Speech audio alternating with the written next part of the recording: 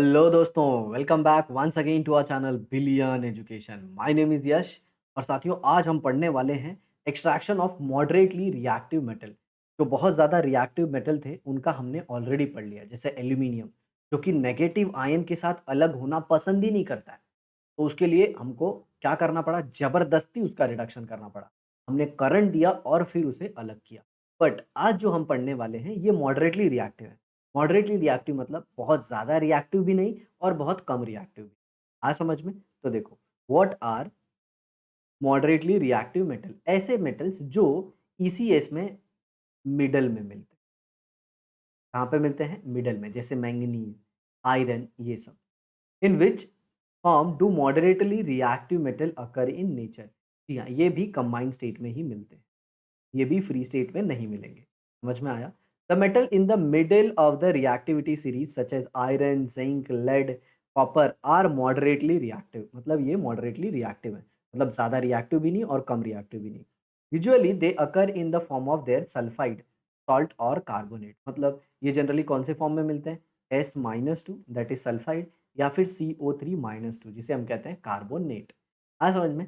It is easier to obtain metal from their oxides rather than sulfide और carbonate. तो जो oxide होता है ना, उससे हम इजीली मेटल को निकाल सकते हैं, लेकिन कार्बोनेट और सल्फाइड से मेटल को निकालना थोड़ा डिफिकल्ट होता है। देखिए अब मैं बताता हूँ, सिंपल है। ऑक्सीजन को हम आप निकाल सकते हो क्योंकि वो रिएक्टिव है। उसको अगर मेटल से ज़्यादा कोई रिएक्टिव चीज़ दे दोगे तो ऑक्सीजन उसके साथ आ जाए। लेकिन इनका ऐसा नहीं है, बोलते हैं ना ये साथ नहीं छोड़ने वाले लोगों में से, और ऑक्सीजन वो है जो साथ जल्दी छोड़ दे। समझे प्यारे बच्चों? देखिए आगे। Therefore the sulphide ore are strongly heated in air to transform into oxide. तो हम लोग क्या करते हैं, जैसे मान लीजिए ये सल्फाइड है, इसको ऑक्सीजन से रिएक्ट कर देंगे अपने एल्यूमिनियम, जो मतलब ये जो ए मेटल है, इसका भी ऑक्साइड मिल जाएगा और सल्फर जो है वो सल्फर डाइऑक्साइड में कर, सल्फर ट्राइऑक्साइड में भी कन्वर्ट हो सकती है, बट वो डिपेंड करता है आपने कितना ऑक्सीजन। समझ में आया? तो क्यों हम लोग सल्फाइड नहीं यूज़ करते? क्योंकि सल्फाइड से मेटल को निकालना साथियों आसान नहीं है, जबकि हम ऑक्साइड से मेटल को आसानी से निकाल सकते हैं। आगे देखिए, और इस प्रोसेस को हम लोग क्या करते हैं? रोस्टिंग। रोस्टिंग याद रखिए, रोस्टिंग में क्या होता है? सल्फाइड ore है, याद रखिए। रोस्टिंग मतलब क्या? Sulphide part plus air, oxygen, air, और फिर हीट करके मेटल ऑक्साइड में कन्वर्ट करना। किसमें? Metal oxide. और इसमें गैस कौन सी निकलेगी? SO2। ये क्या है? Metallic sulphide. तो मेटालिक सल्फाइड को ऑक्सीजन से रिएक्ट करके मेटालिक ऑक्साइड में कन्वर्ट करने के प्रोसेस को बोलते हैं बबुआ रोस्टिंग। आया समझ में? और जब ऑक्सीजन की आप कम अमाउंट लो या फिर ऑक्सीजन को यूज ही ना करो तो उसको अपन बोलते हैं कैल्सिनेशन। और जनरली वो किस ओर में होता है? कार्बोनेट। तो ये याद रखिएगा, कार्बोनेट ओर के लिए ऑक्सीजन नहीं लगता है या फिर बहुत कम लगता है, जबकि सल्फाइड ओर के लिए ऑक्सीजन लगता है। सल्फाइड ओर होगा तो आपको रोस्टिंग करना पड़ेगा, कार्बोनेट ओर होगा तो आपको कैल्सिनेशन करना पड़ेगा। समझ में आया? हाँ या ना? सर सल्फाइड के केस में रोस्टिंग क्यों करना पड़ता है? भैया सल्फाइड के केस में रोस्टिंग इसलिए करना पड़ता है क्योंकि आपको सल्फर को ऑक्साइड में कन्वर्ट करना, ऑक्सीजन लगेगा। लेकिन कार्बोनेट में आपको क्या बनाना है? Carbon dioxide. तो कार्बोनेट में तो ऑलरेडी ऑक्सीजन है, आपको सिर्फ तोड़ना है उसको। तो कार्बोनेट में हम सिर्फ हीटिंग करते हैं और सल्फाइड में ऑक्सीजन के प्रेजेंस में हीटिंग करते हैं। तो ये देखिए, ये जिंक सल्फाइड है, यहाँ पे ऑक्सीजन से रिएक्ट किए, जिंक ऑक्साइड बना और ये गैस निकल गई। और यहाँ पे कैल्सिनेशन में आपने क्या किया? कार्बोनेट को हीट किया तो आपको ये मेटल का ऑक्साइड फॉर्म मिल गया और साथ ही साथ ये कौन सी गैस निकल गई? Carbon dioxide. आया समझ में साथियों? तो इन शॉर्ट बोलूँ तो अगर कार्बोनेट ओर है तो हमें कैल्सिनेशन करना है, और अगर सल्फाइड ओर है तो रोस्टिंग करना है। The zinc oxide so obtain is reduced to zinc by using suitable reductant such as carbon. तो ये जो जिंक ऑक्साइड है इसको आप कार्बन से रिएक्ट करके जिंक में कन्वर्ट कर दिए और ये क्या हो गया? Carbon monoxide. देखिए अब यहाँ पे जो ज़िंक था ये +2 में था, यहाँ पे जो ज़िंक है ये 0 हो गया। मतलब यहाँ पे ज़िंक ऑक्सिडाइज़ फॉर्म में था, यहाँ पे रिड्यूस हो गया। मतलब ज़िंक ने +2 से 0 में आने के लिए क्या किया होगा? 2 इलेक्ट्रॉन ले लिया। और गेन ऑफ इलेक्ट्रॉन को हम क्या कहते हैं? रिडक्शन। लॉस ऑफ इलेक्ट्रॉन को क्या कहते हैं? ऑक्सीडेशन। याद रखिएगा, oil rig. Oil rig. Oil rig मतलब oxidation is loss of electron, reduction is gain of electron. Oxidation is loss of electron, reduction is gain of electron. Reducing agent oxidise हो जाता है। देखिए अगर ये एजेंट होगा तो रिड्यूसिंग एजेंट ऑक्सीडाइज, और ऑक्सीडाइजिंग एजेंट रिड्यूस हो जाएगा। समझ में आया? तो ये हो गया ज़िंक ऑक्साइड का रिडक्शन और किसने करवाया? कार्बन ने, तो कार्बन हो गया reducing agent. Apart from carbon, reactive metals such as sodium, calcium, aluminum are also used as reducing agent for the reduction of metal oxide to obtain metal. मतलब जो काम कार्बन ने किया वो दूसरे मेटल भी कर सकते हैं। क्या किया कार्बन ने? कार्बन ने जिंक को इलेक्ट्रॉन दे दिया। सेम चीज कौन कर सकता है? सोडियम, कैल्शियम, तो वो लोग भी रिड्यूसिंग एजेंट की तरह काम कर सकते हैं। ओके, याद रखिए एजेंट वो होता है जो सामने वाले के लिए, मतलब मैं अगर रिड्यूसिंग एजेंट हूँ तो मैं आपको रिड्यूस करूंगा, मैं ऑक्सीडाइजिंग एजेंट हूँ तो आपको ऑक्सीडाइज करूंगा। अगर एलआईसी एजेंट है तो आपको क्या करेगा? एलआईसी देगा ना, खुद थोड़ी लेगा। This is because these metal displace a moderately reactive metal from its compound. For example, when manganese dioxide ignited with aluminium powder the following reaction takes place. ये देखिए मैंगनीज डाइऑक्साइड है, इसको एल्यूमिनियम ने डिस्प्लेस कर दिया, तो aluminium ने क्या कर दिया? डिस्प्लेस कर दिया। तो सेम उसी तरह अगर आप सोडियम, कैल्शियम या फिर एल्यूमीनियम को ऐसे का बोलते हैं ना, ज़िंक ऑक्साइड के साथ रिएक्ट करोगे तो ऑक्सीजन के साथ खुद आ जाएँगे और ज़िंक अलग हो जाएगा। क्यों? क्यों? क्योंकि वो ज़्यादा स्ट्रॉन्ग है ज़िंक से इलेक्ट्रॉन देने में। ऑक्सीजन किसको ज़्यादा पसंद करेगा? जो इलेक्ट्रॉन ईज़िली दे रादर दैन ज़िंक। ओके? या फिर कुछ लोग ऐसे भी कहते हैं कि सोडियम, कैल्शियम ईसीएस में ऊपर मिलते हैं तो वो नीचे वाले को डिस्प्लेस कर सकते हैं। रिएक्टिविटी में ऊपर मिलते हैं तो वो हटा सकते हैं। चलिए आगे देखिए। Identify the substance undergone oxidation and reduction in this reaction. कौन ऑक्सीडाइज हुआ और कौन रिड्यूस हुआ? समझ में आया? एक चीज़ याद रखना, मान लीजिए कोई ए है, उसके साथ ओ है और वो ए आ गया, तो याद रखना कंबाइंड से जब भी फ्री स्टेट में आएगा, इसे हम रिडक्शन कहते हैं और जब भी ए से एओ बन जाएगा, तो इसे हम ऑक्सीडेशन कहते हैं। याद रखना ये बोलते हैं ना एकदम ऐसा चूरन दे रहा हूँ कि इससे सारे टाइप का डाउट पच जाएगा। समझ में आ रहा है? देखिए, identify the substances undergone oxidation and reduction. The heat evolve in the above reaction is so large that the metal formed in the form of a molten state. यहाँ पे इस रिएक्शन में जो हीट निकलती है ना, वो बहुत ज़्यादा निकलती है।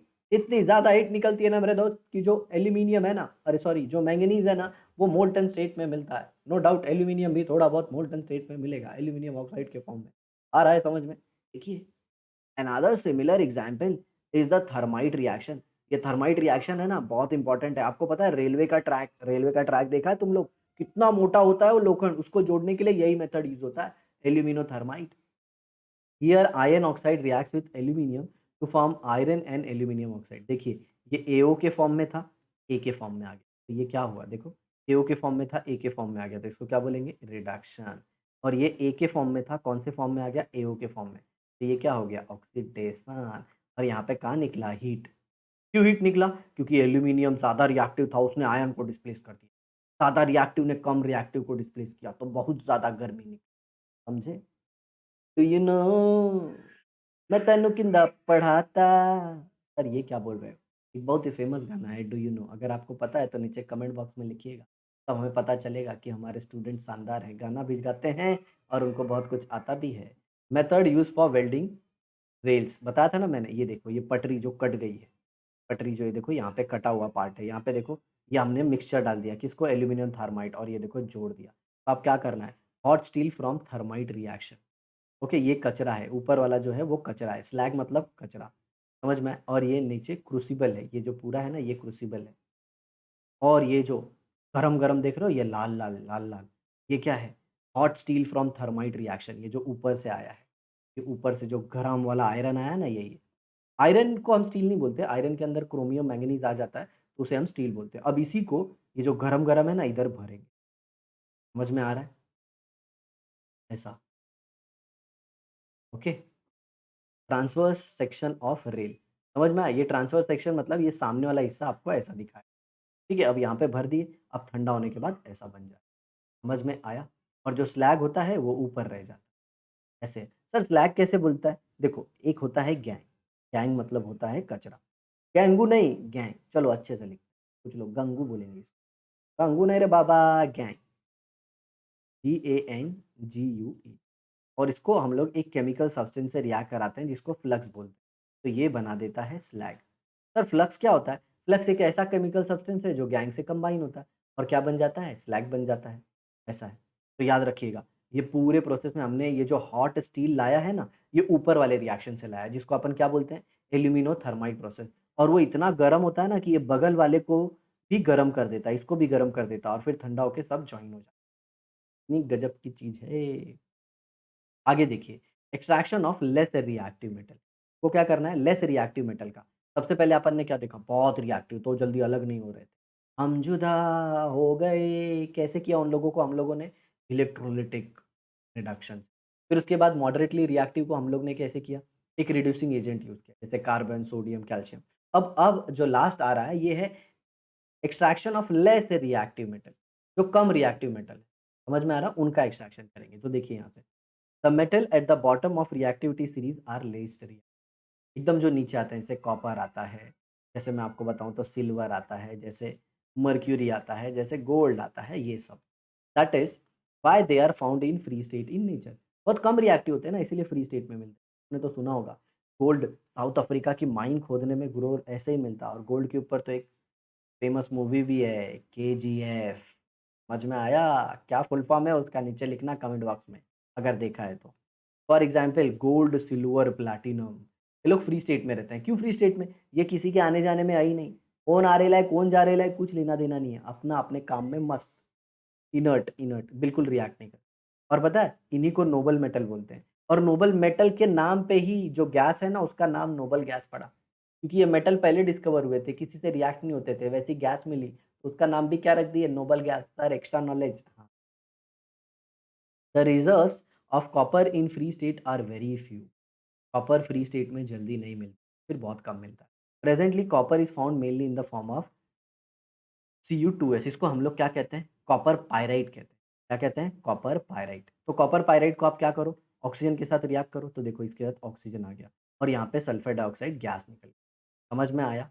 समझ में आया? अब यहाँ पे कॉपर का ना तो ऑक्सीडेशन हुआ है, ना तो रिडक्शन, क्योंकि देखिए ये पहले एएस के फॉर्म में था, अब एओ के फॉर्म में आ गया, तो इसमें कोई चेंज नहीं है। सर एस के बदले ओ आया, लेकिन जो काम एस करता है ना मेरे भाई, वही काम ओ करता है। तो यहाँ पे ना रिडक्शन ना ऑक्सीडेशन। अब जरा देखो, यहाँ पे कॉपर, देखिए एओ के फॉर्म से ए के फॉर्म में आ गया। जी हाँ, अब हो गया ये रेड। आया समझ में बबुआ? ई हो गया अब रिडक्शन। क्लियर? अब देखो आगे, क्या हुआ इस रिडक्शन रिएक्शन में? कॉपर ऑक्साइड को आपने किसके साथ रिएक्ट करा दिया? कॉपर सल्फाइड के साथ। तो हुआ क्या? ये जो ऑक्सीजन है ये सल्फर के साथ चला। चलिए थोड़ा क्लीन कर देते हैं। जो ऑक्सीजन है वो किसके साथ चला गया? सल्फर के साथ। ये ऑक्सीजन सल्फर के साथ चला गया और कॉपर आपस में मिलके कॉपर दे दी। समझ में आया? आया ना? तो इस मेथड को है ना ऑटो रिडक्शन भी बोलते हैं। क्या बोलते हैं? Auto reduction. खुद का ही कंपाउंड रिड्यूस कर दे रहा है, मतलब कॉपर का कंपाउंड ही कॉपर को रिड्यूस कर दे रहा है। मतलब कॉपर ऑक्साइड ही कॉपर सल्फाइड, मतलब कॉपर सल्फाइड ही कॉपर ऑक्साइड को रिड्यूस कर दे रहा है और फ्री कॉपर मिल गया। Collect the information regarding how mercury is extracted from its ore. Cinnabar. Cinnabar समझ में आ रहा है? समझ में आया? वो वाला परिवार नहीं, समझे? सिनाबार। सिनाबार मतलब मर्क्यूरी का ओर, का नाम है HGS. Right the corresponding chemical reaction. Same mercury में भी ऐसा ही कुछ ऑटो रिडक्शन होता है। नेक्स्ट है रिफाइनिंग ऑफ मेटल। अब ये रिफाइनिंग ऑफ मेटल क्या है? रिफाइनिंग ऑफ मेटल मतलब जो रिडक्शन के बाद आपको मेटल मिला है, रिडक्शन के बाद जो मेटल मिला है, इस मेटल में थोड़ी बहुत इम्प्योरिटी होती है। मतलब ऐसे कह सकते हो कि ये मेटल 90% प्योर है और इसको हम लोग 99.99% प्योर करना चाहते हैं। तो उसके लिए रिफाइनिंग करेंगे। क्या करेंगे? रिफाइनिंग। तो ये जो वीडियो है दोस्तों, ये थोड़ी बड़ी ना हो जाए, तो हम इसके लिए रिफाइनिंग वाला सेक्शन अपने नेक्स्ट वीडियो में डिस्कस करेंगे। समझ में आया? अगर वीडियो आपको अच्छी लगी हो साथियों, तो अपने कमेंट को ज़रूर लिखना हमारे कमेंट बॉक्स में और इसे अपने दोस्तों के साथ शेयर कीजिए। फटाफट अपना प्रिपरेशन साइंस का खत्म कर दीजिए, ताकि हम आएँगे लाइव सेशन के साथ। अगर आप रेडी हो गए लाइव सेशन के साथ, तो नीचे लिख देना, हमें पता हो जाएगा कौन से हमारे एक्साइटेड स्टूडेंट हैं। चलिए दोस्तों, मिलते हैं आपसे नेक्स्ट एपिसोड में। इसी तरह पढ़ते रहिए और अपना ज्ञान बढ़ाइए। Bye bye.